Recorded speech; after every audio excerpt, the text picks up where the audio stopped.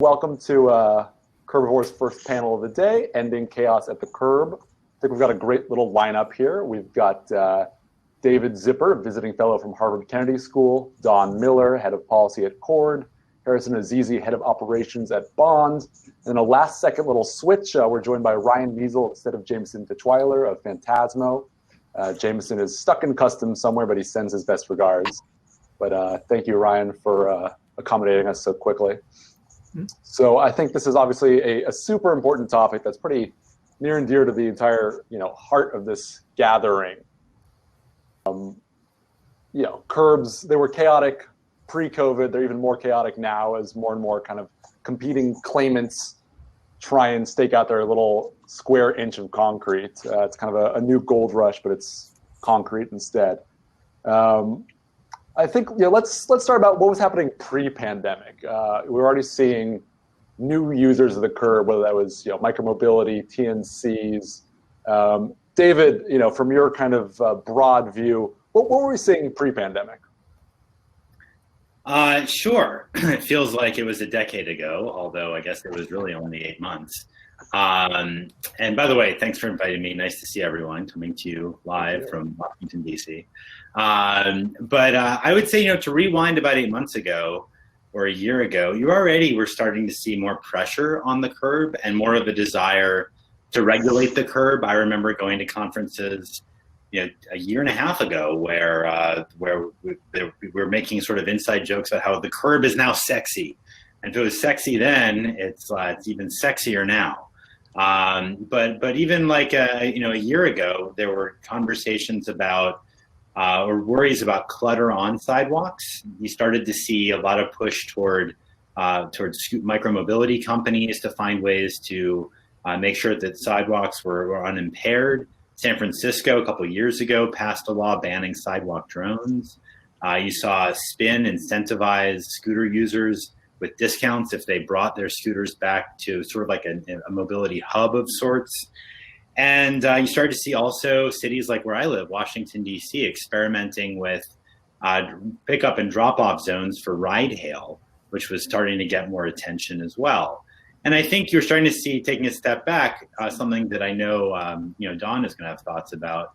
But even a couple of years ago, you were starting to see cities realize, well, wait a minute, we actually have a big problem here in that we don't even know what our curbs are. We don't have a digital map of the curbs. We can't even know what levers we have to try to control the various entities that might want to pull up alongside a curb, or if we want to adjust policies. And I think that really with COVID, those sorts of concerns about having a map and having an active way of regulating them has become more intense, more acute, and more urgent.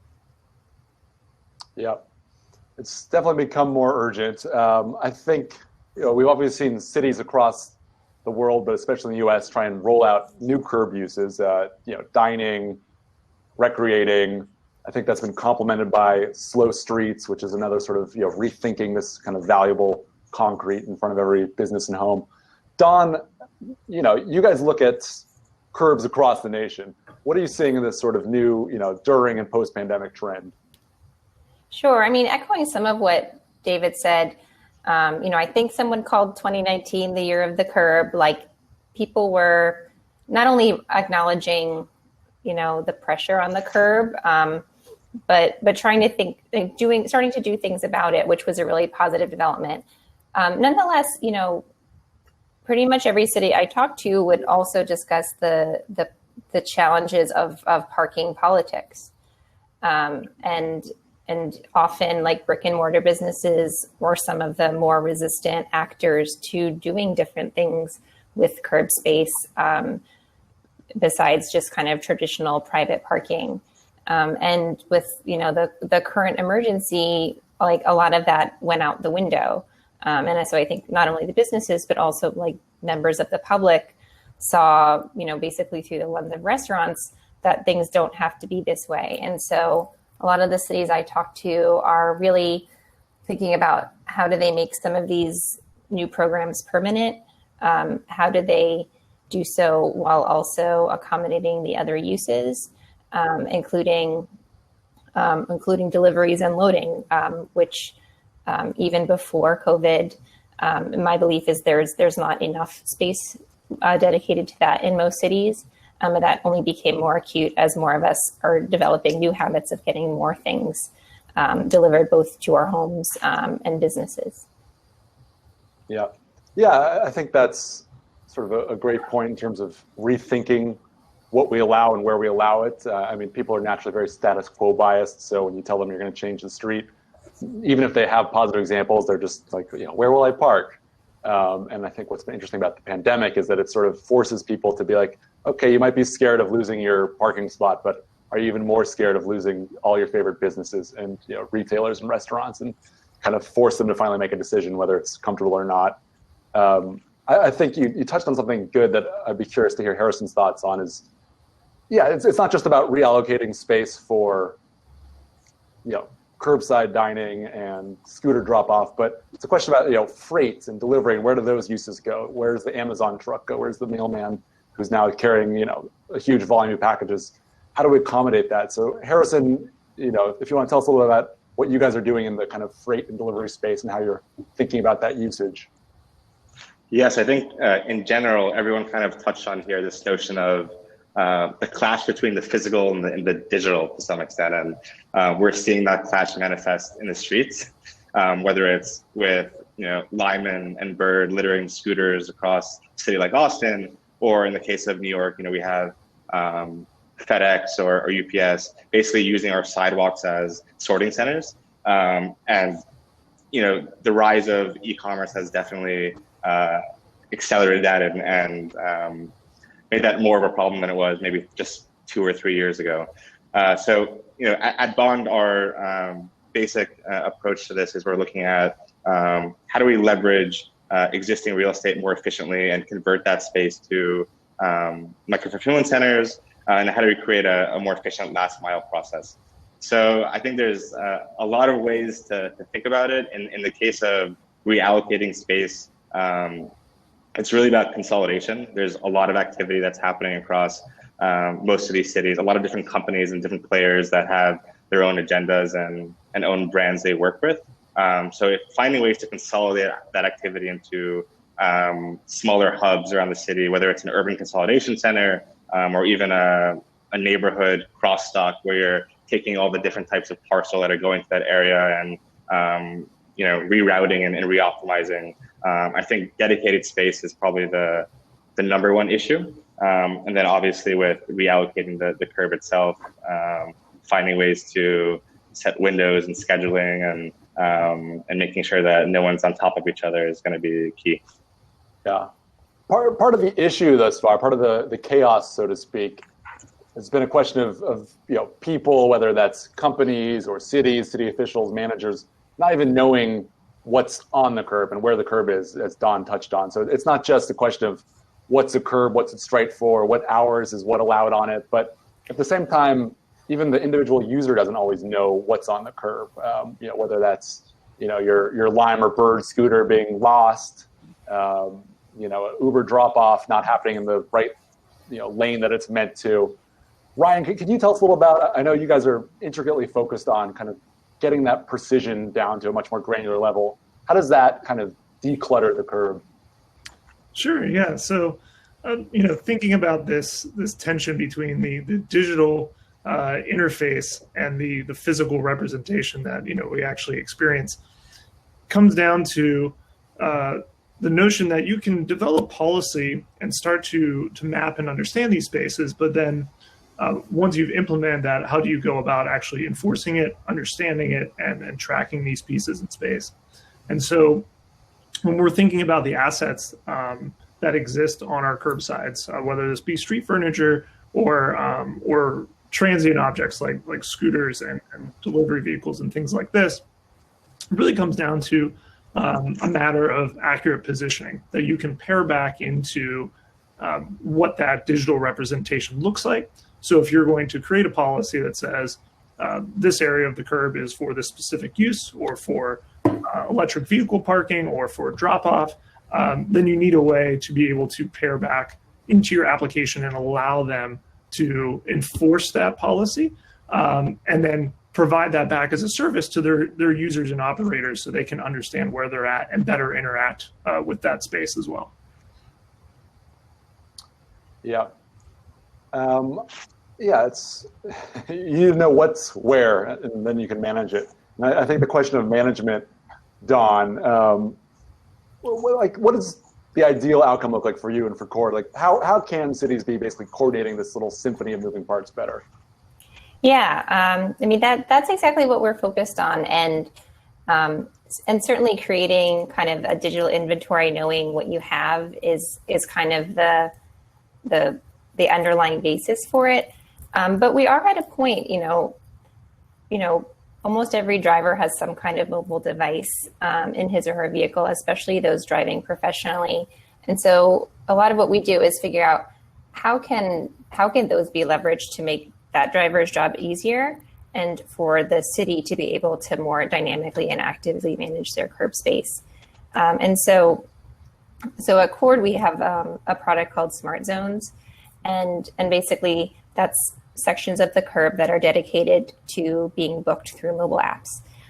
So when they're in their last half mile, the driver sees the locations and availability of loading zones where he or she is authorized to use them.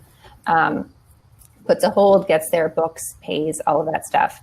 And what makes this really exciting is that it enables a lot more ability for flexibility and experimentation by cities. We still believe that for now, you need to have a metal sign on the street to show this spot must be booked by app, or people will just kind of park there and it won't work. But once you have the minimum on, like in the physical world, there is so much you can change and experiment with digitally. And that includes pricing, that includes time limits, that includes different user groups who are allowed to be there or encouraged to be there at different times. And so really it's allowing for a much more dynamic management. We're focusing on loading because we think that's one of the most kind of important and I'd say actually achievable use cases. But where this goes over time is for cities to be able to digitally share regulation information and rule information with all types of users, whether that's ride hailing or scooter companies, through integrations with the technology that is already underlying so many of these systems. Yeah, you touch on pricing, which I think is a scary word for many people here in the U.S. Give us a sense of, I mean, what are we talking for an hour of curb access in a decent sized city? Yeah, so this is, most cities do not currently charge for loading, and most of them dramatically underprice their parking. So that's just because, and a lot of that is because it's set through public processes and just very difficult. There are some cities like Seattle and San Francisco who do a better job of it. When we think, where next month we'll be launching in the city of Aspen, and what they're doing is they're starting with $2 an hour for loading. And then we're going to see we'll finally have data to understand what demand is, right? Because cities really don't have data to know who wants space, where, for how long. And now they'll finally have that. And so once they have that information, it's very easy in the digital world to start calibrating it, to create availability where it's needed, to shift availability away from times when you don't want people to be using it. So I think price, it can be scary, but not if it's used as a tool to help things run more efficiently. When you talk to people who do deliveries, and Harrison can kind of chime in, time is very important. So if doing this helps you save time and streamline your operations, that is well worth the price. That's one of those cases where I believe good policy also is something that generates revenue, and that can be invested back, in the mobility system of those neighborhoods. I'll just leave it there. Harrison, any thoughts on that? The value of time. Yeah, I think it's an interesting point because most carriers, whether it be FedEx or DHL, they price in parking tickets like a sunk cost for them. And I think if you think about, okay, could we supplement that with a more manageable fee that is transparent, there's visibility there, I think it creates a more predictable environment for these delivery providers to operate in. And it's a win-win, obviously, for the city because they have predictable revenue sources that's not based around penalty, but actually it's more opportunistic. And I think that's a really good point. Yeah, I mean, a lot of people have very fair concerns about the sort of equity questions about pricing the curb, not just what it means for Amazon or FedEx, but for just, mom and pop with a van. But in many ways, the current status quo is also, needlessly deeply inequitable. David, how can cities sort of strike that balance between controlling access, fair pricing, reinvesting that revenue? What is like a better status quo look like? Well, I think I have a few thoughts. First of all, I think that in the current status quo, we are actually paying in lots of different ways. Lots of different groups are paying for the lack of charging for freight access. The shippers themselves are paying in their time as they're circling around trying to find a place to unload, or they're paying in those tickets that Harrison just mentioned. But also the city's paying in other ways too. The city's paying in bicyclists that have to skirt around double parked vans all the time. And that's a price on our Vision Zero goals of maintaining safety. There's all, and you can actually just keep going. The current status quo is a lot worse, I think, than people realize at first glance. And I think when we talk about pricing the curb and people talk about equity, I think we have to be really careful that we're not basically letting a few drivers sort of wave the equity flag when they actually really aren't the ones who we should be most concerned about. Sort of the people who are low income in this country or now minorities are the ones who are less likely to drive or be able to afford a car. They're the ones who are most likely to be taking transit. They're more likely to be cycling. They're more likely to be walking. And if we can allocate curb space such that there is more access for bus rapid transit, such that there's more access for parking one's personal bicycle, the people who are going to benefit disproportionately are going to be those who are lower income. So the idea of bringing order to our curb is any argument again of saying like, oh, we can't do that because it's bad for poor people. I think you should ask that person, excuse me, do you drive a car? What kind of car do you drive? And then just ask yourself, how appropriate is it for this person to be speaking on behalf of low-income residents? It's an issue that I think can get screwed up pretty quickly. Yeah, and as Don touched on, it's not just a question of the revenue, but it's what the revenue goes towards, and that can be used to offset whatever sort of. Yes, there will be some marginal uses where this person needed a car, but they were low income. It can, but I think and Don didn't get into this, but it's wide open really how much money you can actually get from this. I think that, yes, cities desperately need money, but we're a long way. Let's not be cavalier. I think that the idea of bailing out our transit agencies through some loading zone revenue is probably a little optimistic. I'm more interested in providing sort of order there so that it's easier for you to park your bicycle safely, and it's easier for a bus to be able to pull in and get out quickly, which shortens transit time. But I should see if let's let Dawn answer that, though. I don't want to put words in her mouth. Dawn?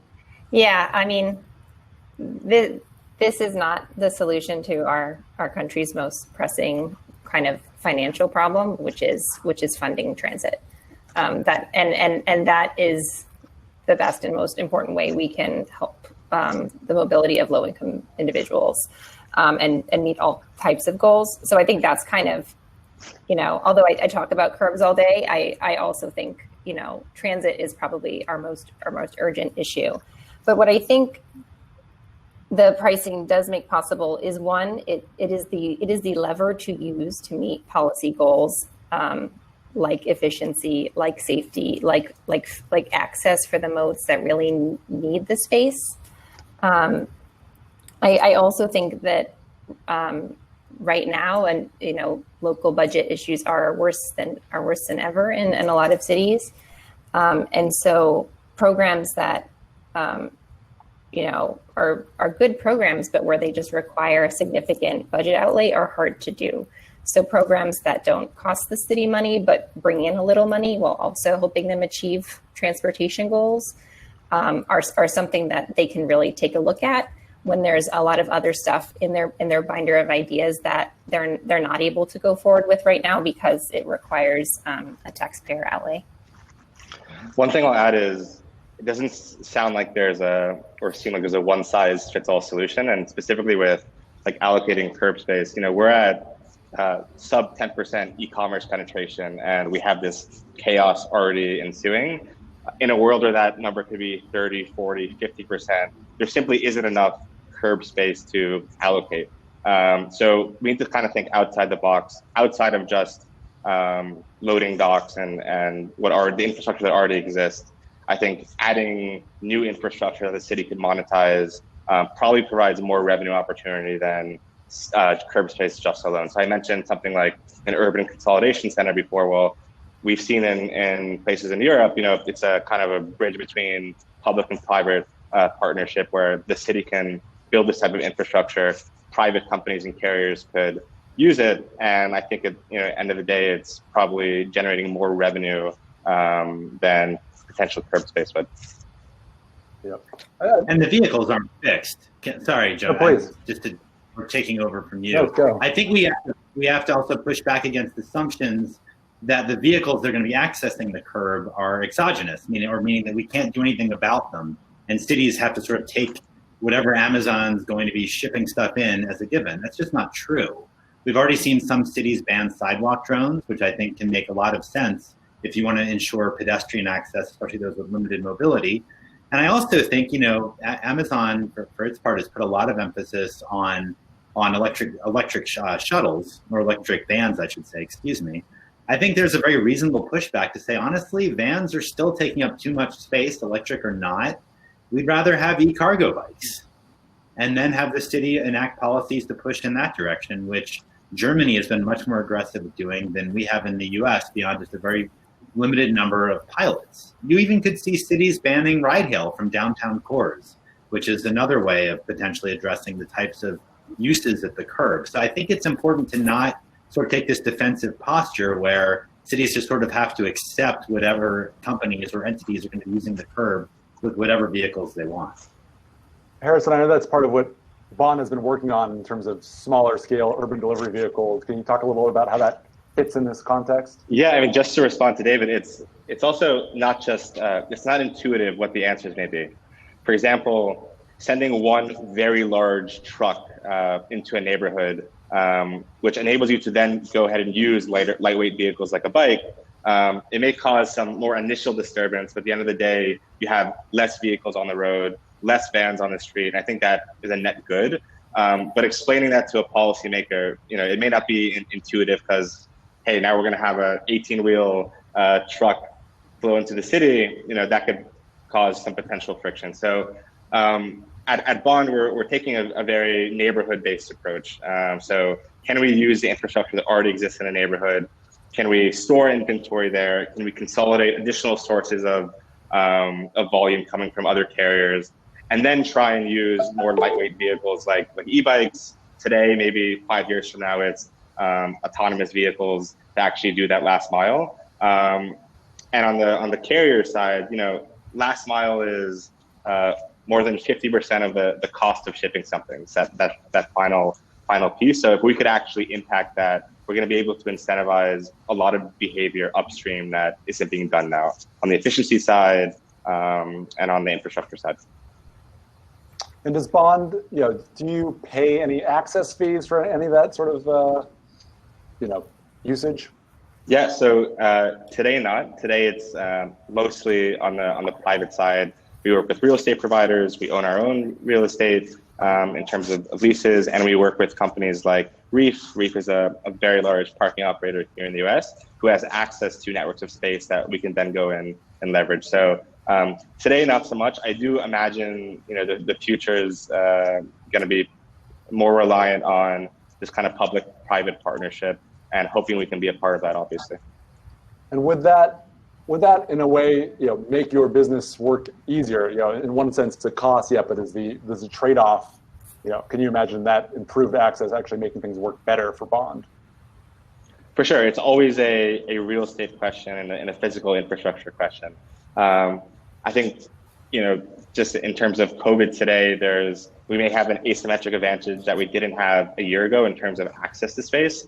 And that's something we obviously have to continue looking at in the future. But in general, if you look at a city like New York, where every piece of square footage is being used for something today, and there's a premium on that square footage, getting access to existing space or underutilized space is very important. And I see a large portion of that coming from, again, that public-private partnership.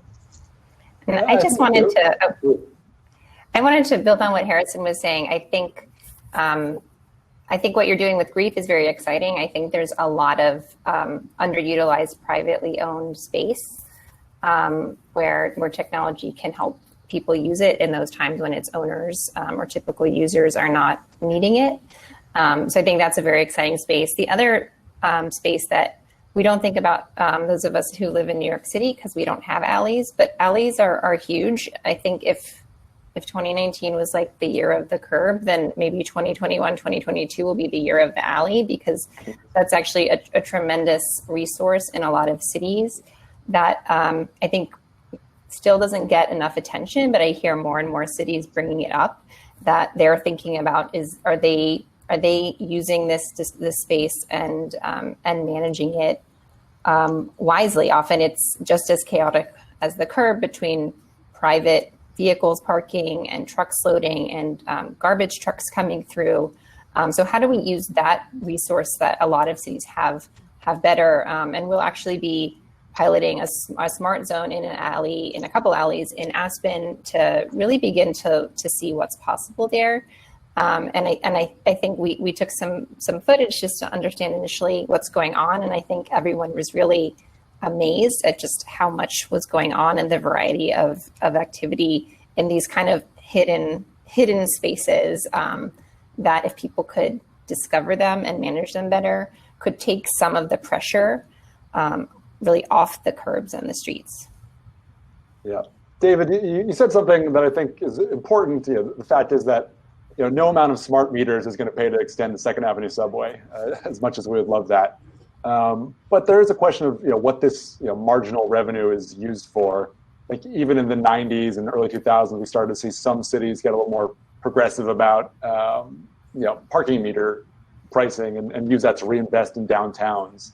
And I think there's a moment now where we can see this new revenue stream, whether it's from delivery access charges or just curb loading fees, be used for smaller projects, whether that's more crosswalks and pedestrian safety, whether that's outdoor dining that accommodates restaurant agnostic places to eat and drink.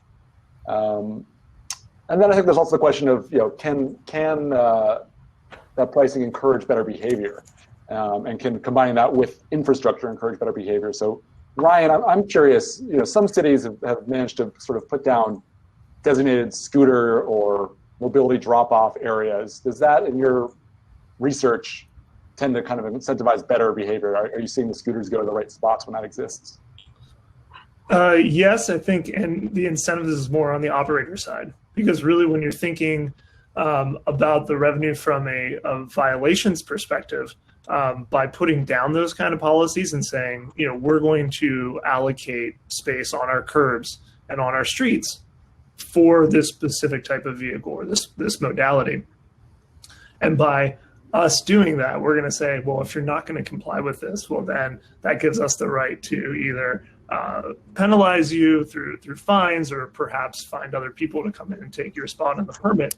So I really think is what these kind of policies from the city do is align the operators to find ways to comply with those regulations and better manage how their assets are being distributed, especially as it relates to the clutter aspect of sidewalks. And I think that David touched on it briefly, but one aspect we really haven't dove into is accessibility and what it means for either wheelchair-bound, visually impaired, low mobility individuals who need to access ramps and storefronts, to not having to be going around boxes, walking over scooters and things like this. And so That's really where our technology is coming in, working with scooter operators to give precise positioning and validate their parking zones, so the operators can say, well, even if I have a vehicle and it's being put on the street, I can help to push my rider by knowing where they are and where the vehicle is to get it to the right spot, which is going to be in better accordance with the city regulations. So can I come in on that Please, one? yeah. I'm going to gently push back against the brilliance of required parking zones for scooters, at least in some circumstances, because cities can be over prescriptive with these. And basically, because it's common that you're going to hear certain citizens saying we want to keep these things off the sidewalk, so forth and so on. Cities, especially like 9 months ago, were really pushing scooters only in very designated specific areas where they could be left or picked up. And that actually led to scooters just pulling out of certain companies, scooter share companies. That's a big reason that was cited, for example, with the number of scooter companies leaving Phoenix, was that the city was overly restrictive in that way. And I wrote about this actually in a City Lab article. I don't think Jonah mentioned this. I write a lot of articles about urban mobility and technology. But what's actually a lot better, I think, in downtown high density areas, having dedicated pickup and drop off points for shared micromobility to me makes sense. But I think you have to be careful in lower density environments to incentivize without mandating. Because if you incentivize, that gives people flexibility to leave some things elsewhere if they need to, because the nearest zone is not close enough. And I think that actually can make a lot of sense. It's something that some cities have adopted, some providers have adopted. But I actually think that city leaders I've talked to, especially pre-COVID, sometimes overestimated their ability to force micromobility companies' hand by requiring their devices only in a fixed number of places. That just hasn't always worked out the way that's often been expected. Yeah. Great point.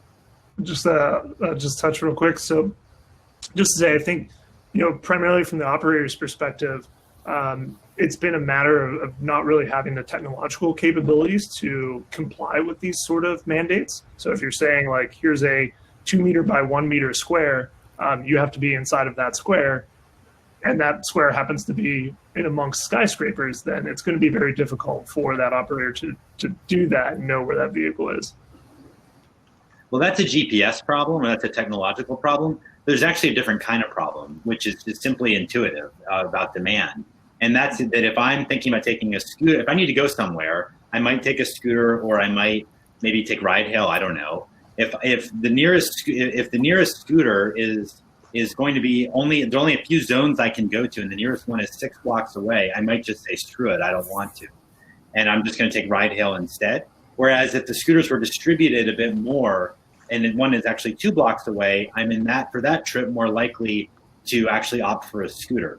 So these requirements, if there aren't enough of these zones, and that has a lot to do with density, honestly, you can actually the city can end up reducing the demand for scooter trips without realizing it. And that is what I've heard repeatedly is what led, for example, in Phoenix, some of the operators to leave, not only because GPS was a problem, but simply because the city had inadvertently reduced the demand for their devices.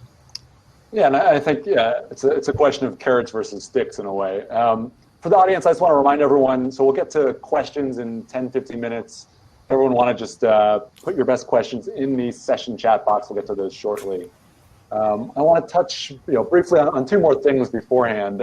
First, we've introduced a whole new kind of use case to the Curb, sort of an emergency timeline. We're seeing restaurants, retail, dining, basically any sort of business all of a sudden also claim this Curb space, whether it's on the sidewalk side or even in the former parking space side.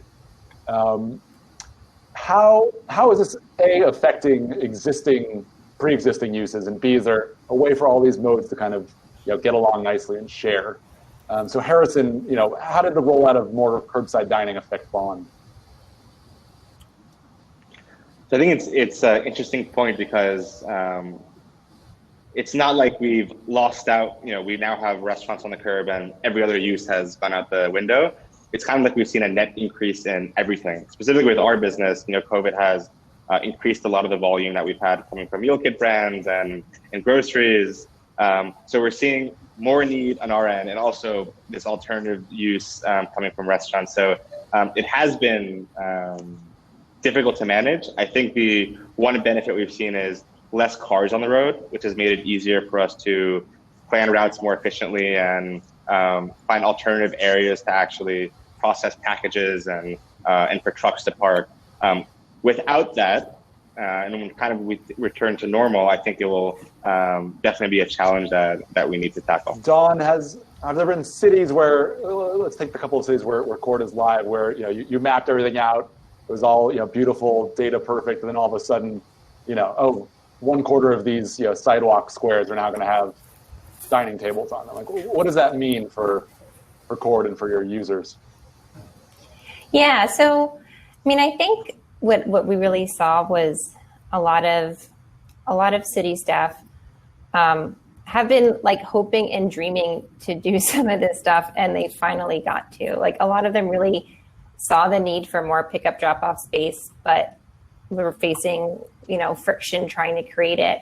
A lot of them wanted more parklets, which are kind of the public form of outdoor dining, but it was hard to get those programs going. So I think a lot of them are really just like excited about this moment, that it gave them an opportunity to show some value of the ideas they'd been advocating for a long time. But now they're thinking about what is that long game, which I think is where your question is. So what do we do? What do we do going forward? How much of this do we keep, and how much of it goes away? And if we keep it, we need a more systematic way of managing it. Cities did a great job of streamlining permitting and reducing requirements to kind of get these things out in a hurry, and that was amazing. But it did create real winners and losers. A lot of the real estate you got was a bit of luck of how big your storefront was. Was there a fire hydrant there or not? Do you have a friendly neighbor who let you use theirs? And so I think going forward, cities will need to find systematic ways to manage these new uses of space. And that's something we're thinking about. Are there ways that our technology can help them do that? I think the other thing that I'm interested in, that was always an issue, but is becoming more of an issue, is do we start looking around the corners a little more? If restaurants, outdoor seating, that needs to be close to the restaurant, right? Practically. But does that mean we corners and providing more loading space around the corners? And then how do we make that discoverable by the people who need to use it?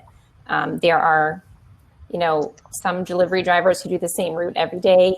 They figure it out. But then there's some who are on a new route or who are part of the on-demand economy. And how do we give them the technology to find these spaces that have been allocated for them when they're not the obvious spot, like right in front of the restaurant or store?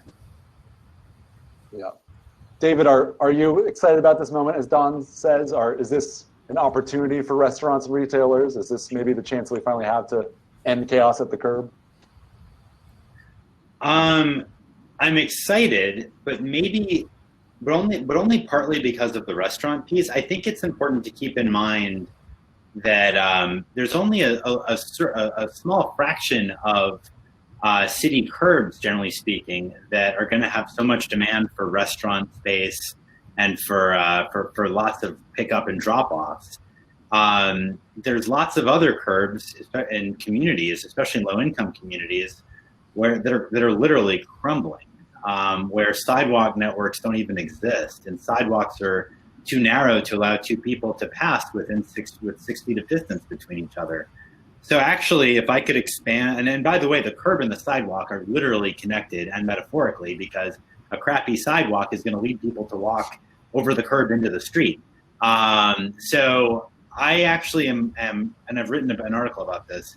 My hope is that among there's a lot of urban mobility infrastructure that I think is getting a new look right now.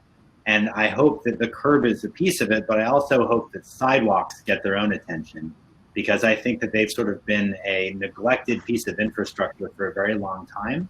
And as we're upgrading our curbs and getting smarter about our curb policy, I hope we'll get smarter about our sidewalk policies as well, because we frankly have had 100 years of screwing that up in a lot of cities. And unfortunately, it's our low-income residents that have borne that paid the biggest cost for that. Yeah. And I think just trying to talk about, ending this chaos, and then we'll get to audience Q&A. But Harrison, I mean, another thing, as David says, it's all sort of interconnected. The street meets the sidewalk, meets the curb, meets, the highway. Can sort of, sympathetic other changes to the urban environment, whether that's, micro-fulfillment, ghost kitchens, trends that basically mean that things that were coming from 100 miles away are now just being moved a shorter distance. It's just another way we can kind of better orchestrate movement within the city. It's a nuanced question, because I think in many ways we're going to see a net increase in activity on the streets. More delivery drivers, more trucks, more couriers. But I do think that something like a cloud kitchen or a micro-fulfillment center can centralize a lot of the complexity. So for example, if you have one hub in the city where there's 25 restaurants operating for delivery, now you have 60, 100 drivers coming to one location versus roaming around to different retail storefronts across a neighborhood.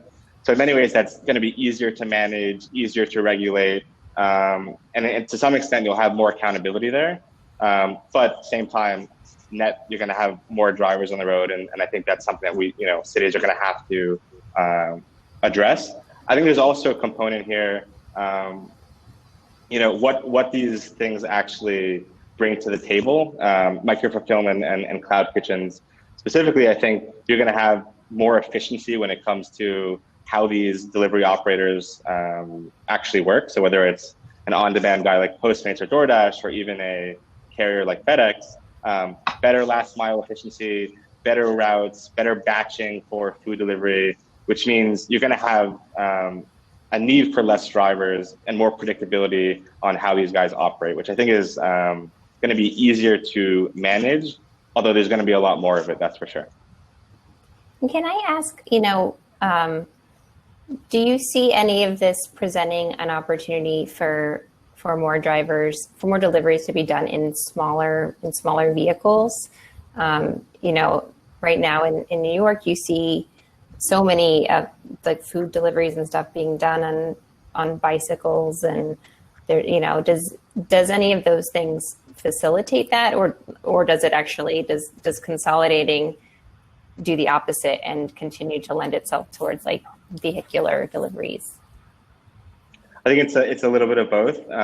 In a city like New York, or maybe similar metros, I think bikes will continue to dominate the landscape, just in terms of efficiency and supply of drivers. And probably a few years down the road, you'll see more smaller, like autonomous vehicles, like bots, kind of take that place.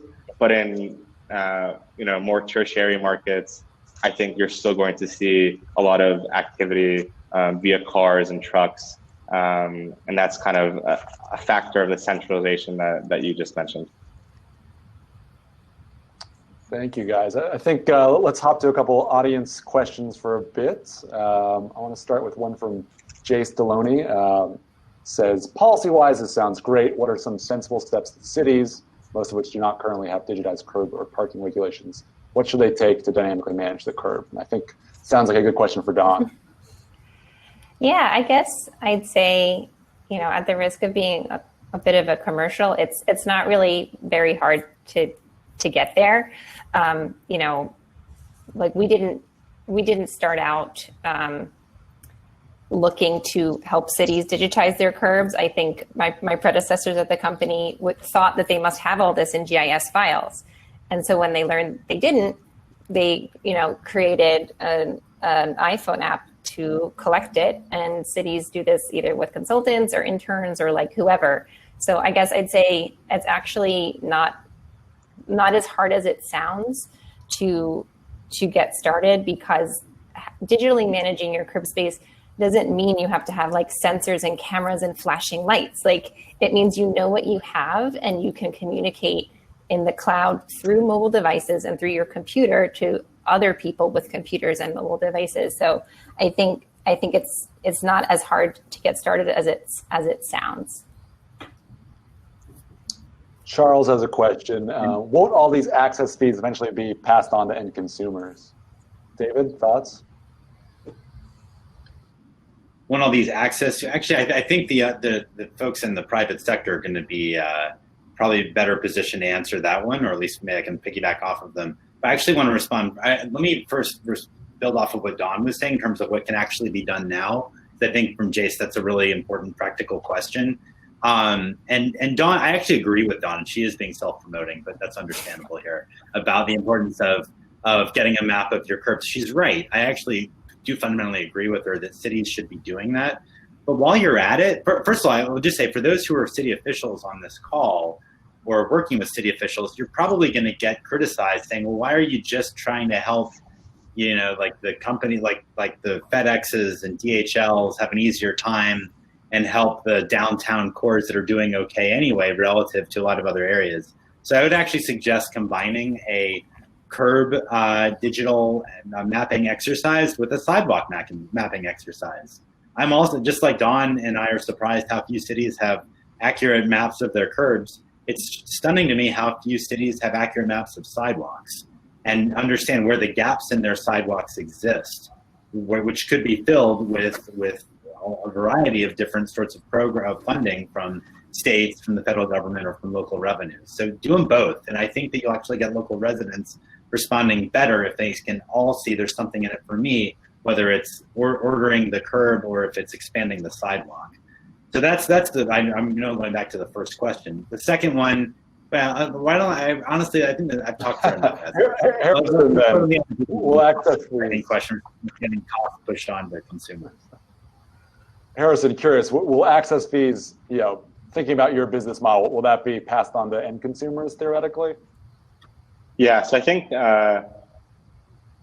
in general, there's a lot of momentum towards decreasing costs for consumers, at least in the context of shipping or food delivery. So I think there's enough momentum on that end to keep fees down. And when you think about what access does for a lot of these companies, or in the context of a cloud kitchen, you're lowering costs for delivery providers, creating better efficiency, better optimization, and I think that most likely will get passed on to the savings. Those savings will get passed on to the customer. A marketplace like Uber Eats, rather decrease their delivery fees, but have way higher conversion and more throughput coming through that marketplace. So I think customers are probably going to benefit the most from initiatives like this.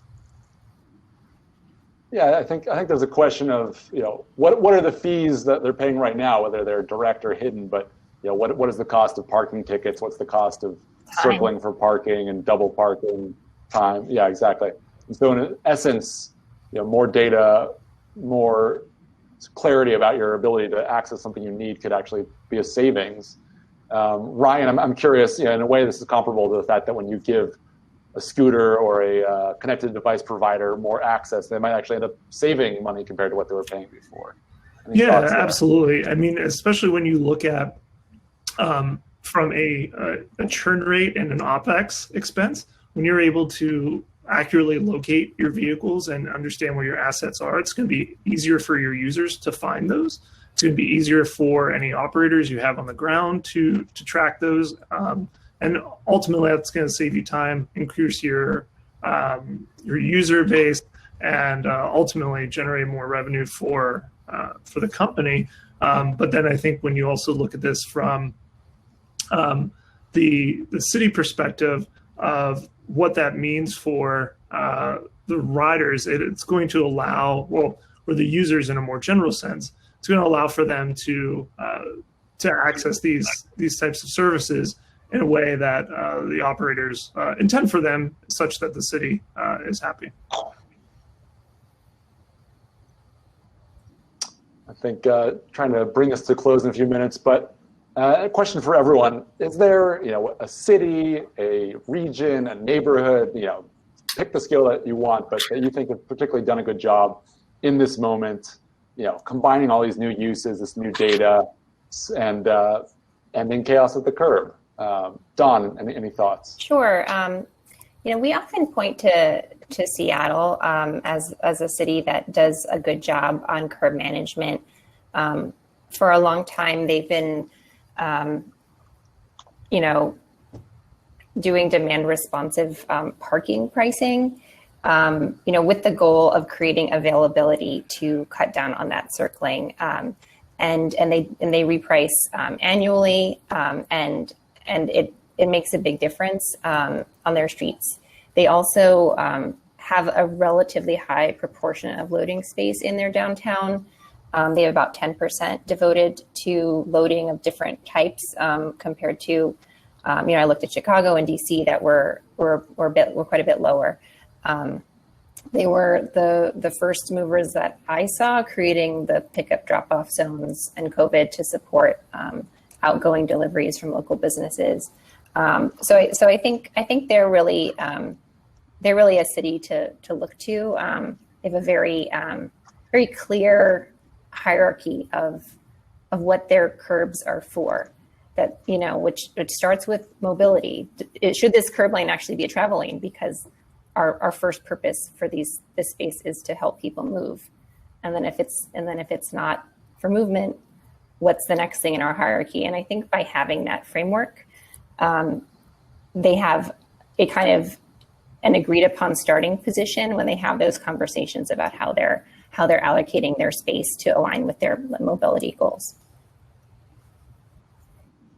Harrison, any thoughts on places you've seen that are ending chaos at the curb well?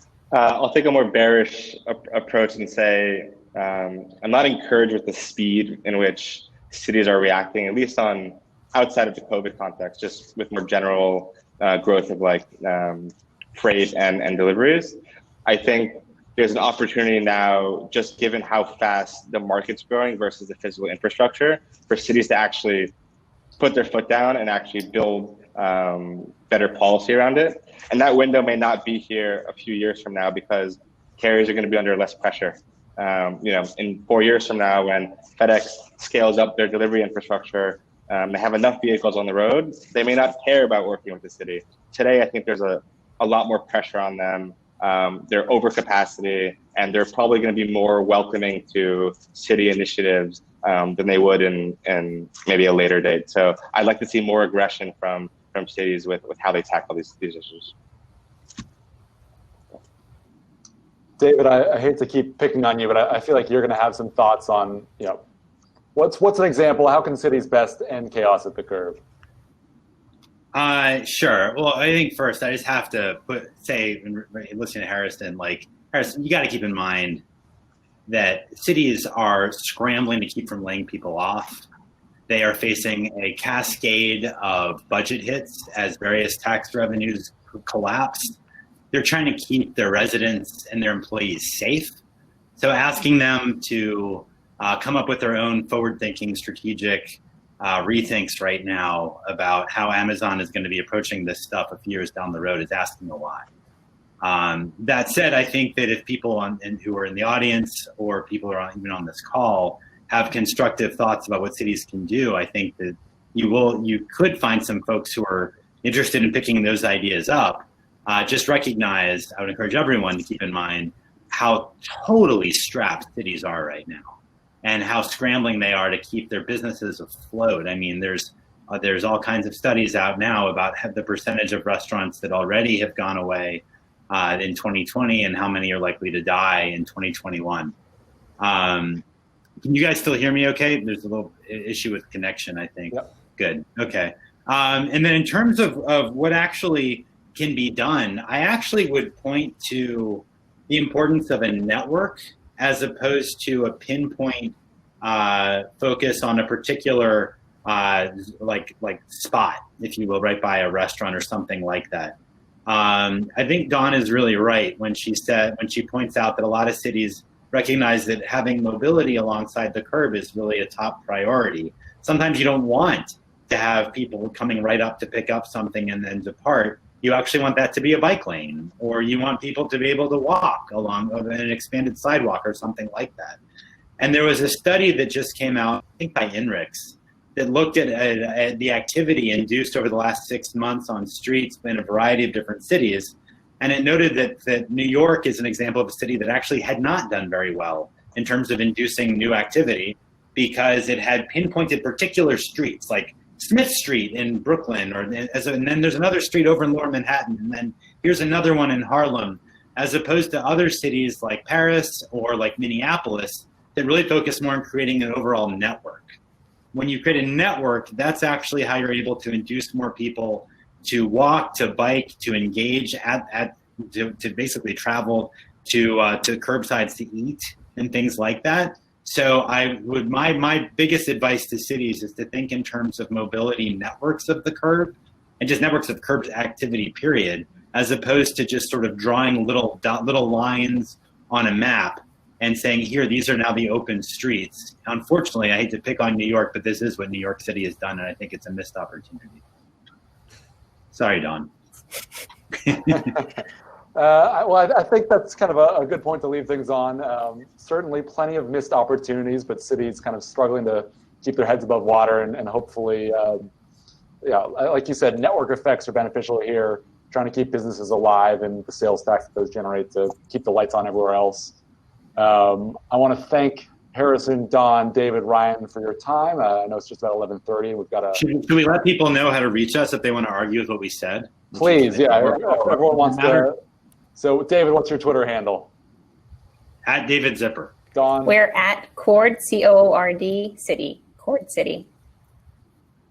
Harrison? I'm at Harrison Azizi, or you can follow us with bond.com or catch me on LinkedIn. Yep, at Ryan Measel, and also at Fantasmo.io. Thank you, everyone. Thanks very much. Yeah. Bye, everybody. Thank you. Thanks.